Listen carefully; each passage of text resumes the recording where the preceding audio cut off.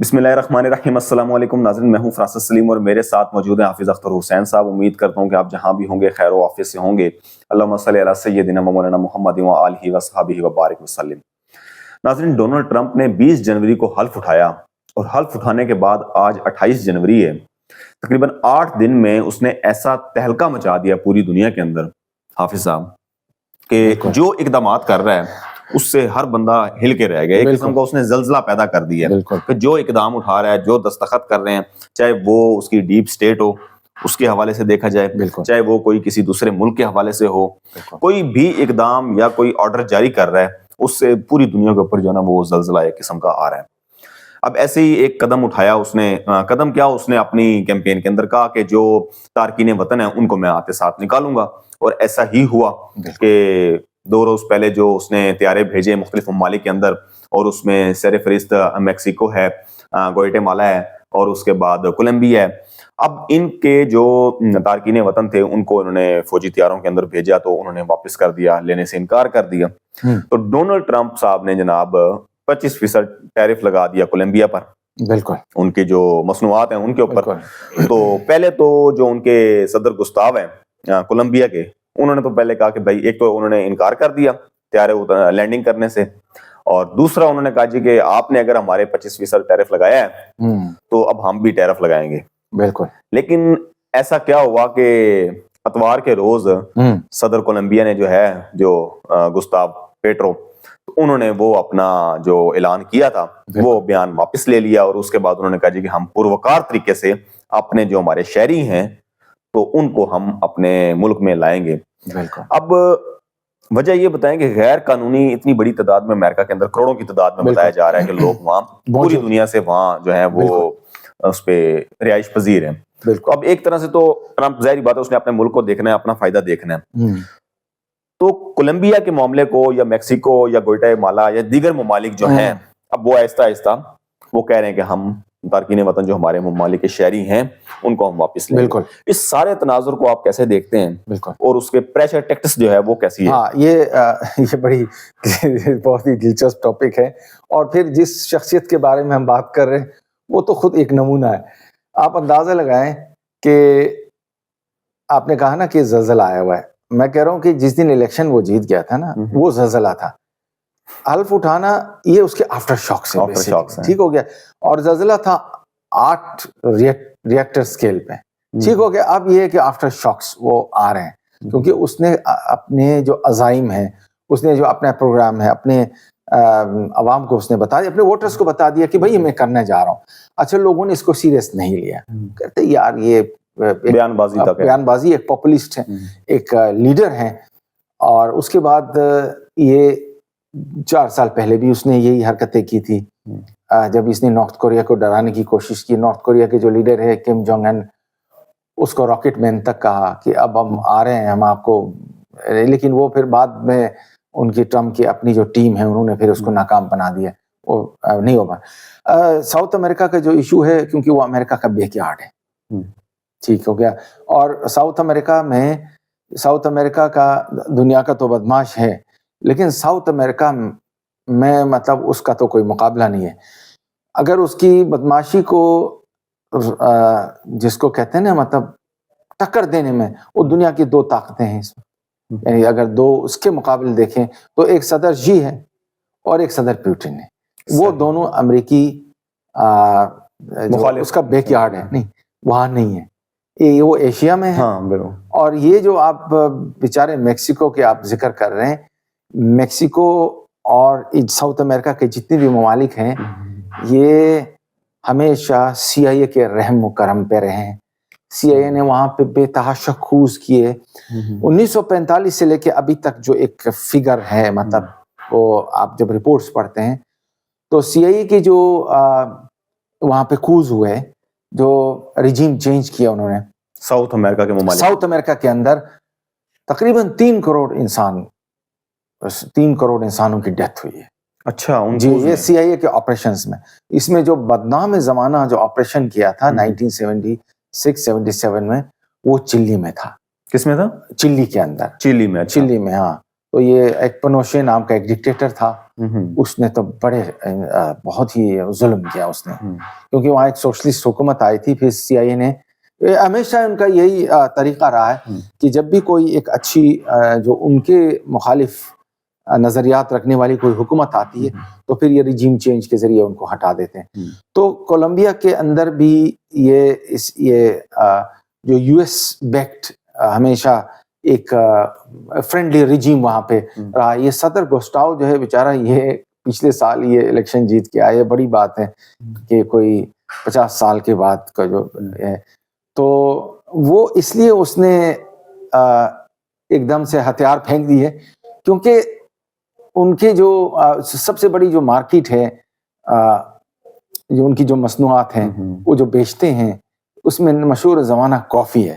تو کافی ان کا تقریباً 47 to 51%. اب یہ رپورٹ میں نے پڑھی کہ مارکیٹ جو ہے وہ ان کی کافی, اس سے تو کئی مطلب بلین ڈالرز کی ان کو کمائی ہو رہی ہے. اور اگر وہ امریکہ کہہ دے کہ ہم نے آپ کے کافی پہ ہم نے بین لگا دیے, تو پھر وہ جو ایک دم سے ٹیرف کا کہا, اس کے بعد ایگزیکٹلی اس نے دھمکی دی, اگر وہ اس کو امپلیمنٹ کرے تو پھر ظاہر ہے کہ پورا سسٹم, پورا سپلائی چین ہے نا, وہ ظاہر ہے کہ وہ ڈسرپٹ ہو جائے, اور پھر یہ پورا ایک سسٹم آپ سمجھ لیں کہ وہ خراب ہو جائے گا. تو اسی لیے صدر گوسٹاؤ صاحب نے, انہوں نے پھر ہتھیار پھینک کے کہا کہ ٹھیک ہے چلو صلح کر لیتے ہیں. اس میں ایک فیس سیونگ کے طور پہ انہوں نے کہا ٹیرف لگائے گا, ہم تو لگا نہیں سکتے. دھمکی خیر شریف آدمی نے دے دی کہ میں ٹیرف لگاؤں گا. یہ بھی بڑی بات ہے کہ ایک جو دنیا کا ایک جو ہے وہ بڑا ملک امریکہ, اور اس کے صدر کو یہ جواب دینا کہ میں ٹیرف آپ پر لگا دوں گا. ایگزیکٹلی. تو اس کے بعد جو بھی ہے, اس نے کیا کیا, ٹرمپ کو نے غلط ریڈ کیا. اس نے کہا کہ میں ٹٹ فار ٹیٹ ذرا جاتا ہوں, لیکن اس کو اندازہ نہیں تھا کہ ٹرمپ حصہ تک سیریس جائے گا. اور پھر آپ کو پتہ ہے ایک ٹویٹ سے پوری مارکیٹ جو ہے, دنیا کی مارکیٹ ہے, اس میں ہلچل پیدا ہوتی, اور مارکیٹ کے اپنے ڈائنامکس ہیں جس کو ہم وہ اس طرح نہیں ہے کہ بلیک اینڈ وائٹ کے اندر نہیں, یہ بڑی بہت ہی سینسیٹیو معاملہ ہوتا ہے.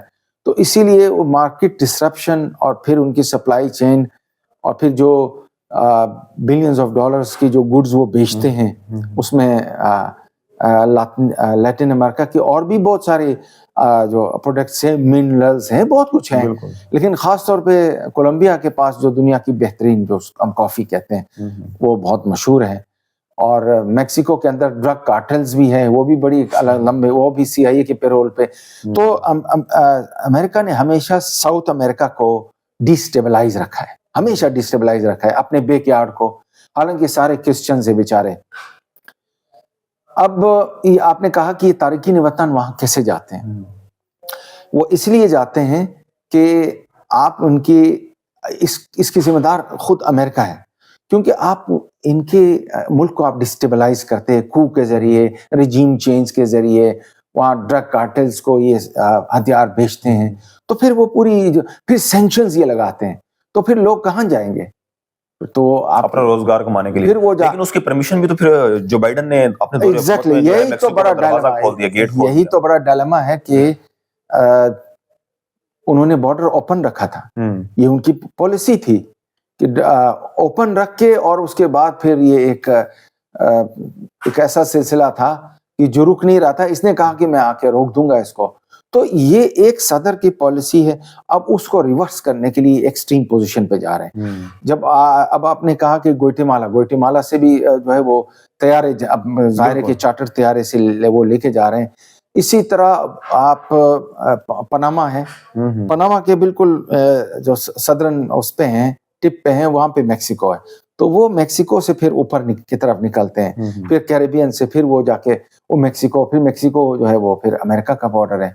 تو یہ اس لیے ٹرمپ نے اب ان کو روکنے کا فیصلہ کیا ہے کہ اب میں نے جو غیر قانونی جو آتے تھے, بائیڈن نے جن کو فری پیسج دیا تھا, اس کو اب ہم روک دیں گے, اس کو روکیں گے. اور دوسرا جو ہمارے ملک کے اندر یعنی کہ امریکہ کے اندر جو لوگ موجود ہیں غیر قانونی طور پر, ان کو وہ واپس. اچھا, ویسے مزے کی بات یہ ہے, ہمارے جو ناظرین ہیں ان کو لیے اتنا بتا دیں کہ ٹرمپ صاحب بھی خود وہ انڈیجینس یو ایس سرزمین کے وہ باسین نہیں ہے. وہ یہ جب کالونائز کیا برٹن نے साउथ अमेरिका को तो स्पेन और जो पोर्टुगीज है उन्होंने किया था, और नॉर्थ अमेरिका को कॉलोनाइज किया अंग्रेजों ने। और ये ट्रम्प के जो आबा अजदाद थे उन्होंने तकरीबन 8 करोड़ रेड इंडियंस मार दिए। तो जब ये ट्रम्प साहब भूल जाते हैं वो जंग हुई थी जो एग्जैक्टली ये तो एक 19 कोई, नहीं ये तो 18-17 हाँ, सेंचुरी की बात कर रहा हूँ मैं आपको। ये सही, एक बड़ी दास्तान है जब कॉलोनाइज किया नहीं, इस इस पे कॉन्टिनेंट इंशाल्लाह को। हम अपनी सीरीज का हाँ। सिलसिला शुरू करने जा रहे हैं, तो उसके अंदर हर मुल्क जो है बिल्कुल। ना तो हिस्ट्री जो है ट्रम्प साहब जो है वो कह रहे हैं कि भाई ये गैर कानूनी है, तो सबसे पहले गैर कानूनी तो ट्रम्प साहब खुद है, उनके आबा अजदाद है। तो असल जो मालिक है रेड इंडियंस, उसका तो अपने हशर नशर किया है।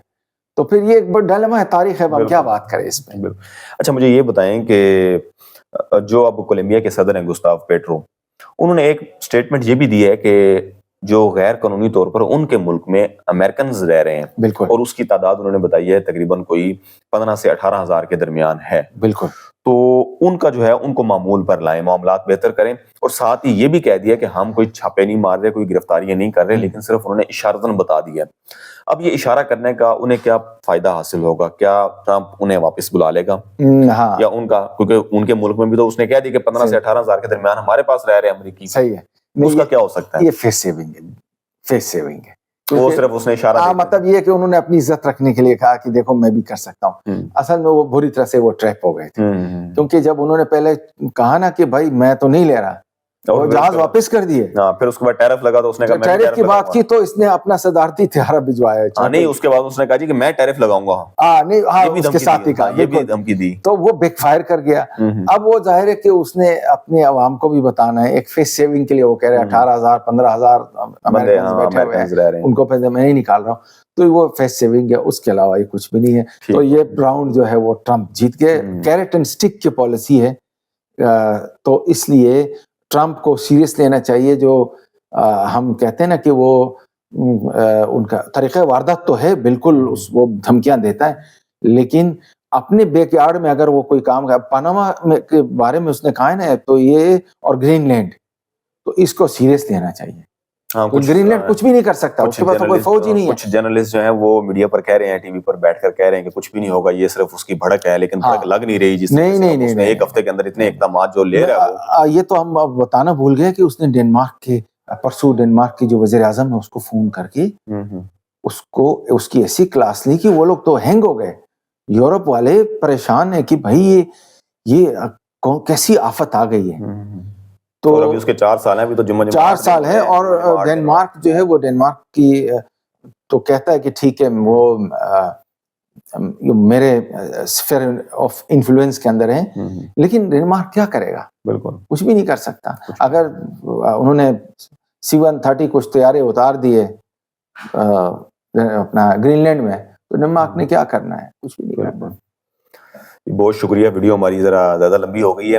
नाज़रीन, कल हम इंशाल्लाह गुफ्तगू करेंगे कि जो डोनाल्ड ट्रंप ने गजा के हवाले से बात की है और जॉर्डन और इजिप्ट को जो उसने मैसेज दिया है वो क्या था, उस पर कल गुफ्तगू करेंगे। मुझे और हाफिज अख्तर हुसैन साहब को इजाजत दीजिए।